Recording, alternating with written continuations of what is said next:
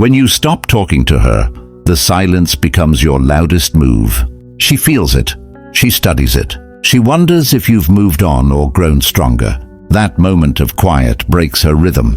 Her control fades. Her mind starts working overtime, trying to understand your shift. She replays every conversation, every touch, every word you didn't say. Most men fail here. They rush back in, chasing reassurance. You don't. You wait. You let silence expose what words can't. Because silence, when used with control, is power. In that pause, she shows you her truth. If she reaches out, it's need. If she pulls away, it's weakness. Either way, you win, because you finally see her without illusion. Watch closely. You'll learn what your silence does to her and what it reveals about you. Point number 1. The shock of your silence. When she stopped replying, did you feel the silence hit your chest? Not anger, not sadness, just that heavy emptiness that says something changed. You told yourself you didn't care, but you kept checking your phone anyway. Picture this. You're sitting in your car after work. Streetlight flickers on the hood. Her last message still on the screen. You scroll back, wondering which line pushed her away. It's quiet, too quiet, and that quiet starts echoing inside you. Marcus Aurelius wrote, "You have power over your mind, not outside events." He didn't say that for comfort. He said it to remind men that control begins where reaction ends. In his time, silence meant strategy. A general waited before sending troops. A man paused before speaking truth. Silence wasn't weakness. It was observation, calculation. Now, it's a test most men fail because they rush to fill it with noise. When you stop talking to her, she doesn't just hear nothing. She hears herself. She hears every word she threw at you. Every attitude, every moment she thought you'd always stay. That's the shock of your silence. It forces her reflection. It shifts the power. You don't need to prove your worth. You already showed it by choosing restraint over reaction. While she wonders if you've lost interest, you're regaining control over your own peace. That's what makes the silence sharp. It cuts both ways. She may test you, reach out, go cold again. It doesn't matter, because silence is your discipline, not your tactic. Train your silence. When was the last time your quiet made someone question their certainty? The next moment decides everything. What happens when her curiosity turns into confusion, and confusion turns into pursuit? Stay here. You're about to see what your silence really does to her mind. Point number 2. Her mind starts to spiral. Have you ever watched someone lose control without saying a word? Not from rage, not from violence, just from the weight of uncertainty. That's what happens when your silence lingers longer than her comfort. She stares at her phone, checks the time, checks again. The confidence she wore so easily begins to crack. The same woman who once pulled away now scrolls your profile at 2 a.m., wondering who you're talking to. Every unanswered text becomes a mirror she can't look away from. Seneca once said, "He suffers more than necessary who suffers before it is necessary." He was talking about the mind's power to invent pain before it even arrives. That's what's happening in her head now. She's building stories, battles, explanations, all from silence. In ancient times, the Stoics understood the storm that begins when attention is withdrawn. A Roman soldier could face battle without fear, but the absence of approval from his commander could break him. Modern women face the same invisible battle, not with swords, but with uncertainty. She replays your last words, the last time you looked at her. She remembers your stillness, your calm tone, the way you didn't chase. That calm burns her pride. Because she can't control what she can't read. Every minute without your voice, she writes new endings in her mind. One where you're done with her, one where you found someone else, one where you've become untouchable. That's the spiral, and she's trapped inside it, searching for answers that only silence holds. Don't interrupt it. Don't explain. Don't comfort. Your quiet is the lesson she avoided until now. Hold the silence. When was the last time you let her confusion do your work for you? Next, you'll see what hides beneath her reaction, what the spiral reveals when she finally breaks it.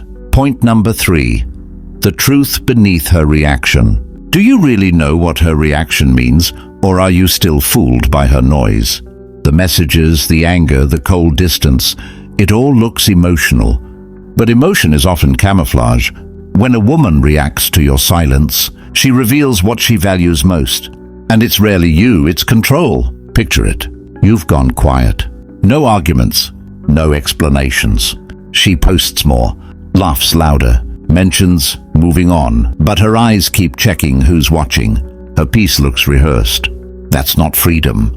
That's performance. Epictetus wrote, "Circumstances don't make the man. They only reveal him to himself." That truth cuts both ways. Your silence doesn't make her insecure. It exposes that insecurity was already there. She just never had to face it until you stopped feeding her validation. The Stoics knew reactions were mirrors, not messages. When an enemy overreacted, it showed weakness, not strength. In your world, it's no different.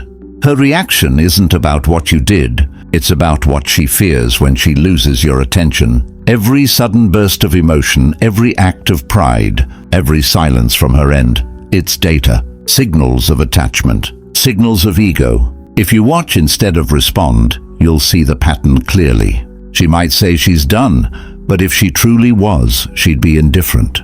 Indifference doesn't post, doesn't argue, doesn't pretend. It disappears. And that's not what you're seeing. So stop reacting to her reaction. Detach. Watch.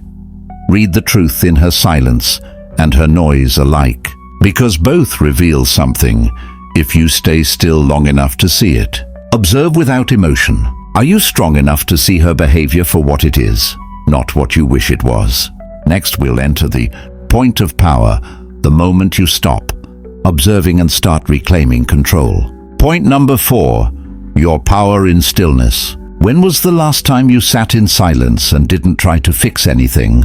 Not her mood, not the situation, not the tension sitting between you. Just you, still, calm, untouchable. That's where real power begins. Not in speaking, not in reacting, but in mastering the space between impulse and action. She can't understand that kind of quiet. Most people can't. You see, control isn't loud, it's invisible. It's the moment you decide not to text, the moment you let a call ring out, the moment you choose observation over explanation. Marcus Aurelius said, "You become what you give your attention to." If you give your attention to her chaos, you inherit it. If you give it to your stillness, you strengthen it. Ancient warriors trained for this state. They learned to stand calm while everything around them burned. That calm wasn't weakness, it was readiness. They waited, not because they feared, but because they already decided when to act. That's your stillness now. While she scrambles for control, you regain yours. While she seeks validation, you create distance. While she reacts, you rebuild. Your silence is not retreat, it's precision. You are not waiting for her. You are sharpening yourself. Hold your calm longer than her patience can last. Let her question your detachment while you refine your focus. That's when the dynamic shifts forever. Guard your stillness. Are you disciplined enough to stay unmoved when everything tries to pull you back? Now, the silence has done its work. You've seen her spiral. You've seen her truth. Next comes the decision. What you do once control fully returns to your hands. You've seen what silence can do. It tests her, it reveals truth, and it strengthens you. Every pause you hold, every word you choose not to say, builds a version of you that no longer needs to chase or prove. That's what this video was about. Clarity through restraint. Not to win her back, but to win yourself back. When you stop reacting, you start leading. And when you stop filling the silence, you finally hear what matters. If this message hit home, thank you for spending your time here. You're not just another viewer. You're part of a growing circle of men learning to lead with calm, not chaos. If you found value in this, consider subscribing. It helps this message reach more men who need it. And if you like the video, a simple click lets me know this content speaks to you. I'd like to hear from you too. What did you learn about silence or about yourself from this? Drop your thoughts in the comments. I read everyone. With that said, thanks for watching, and until next time.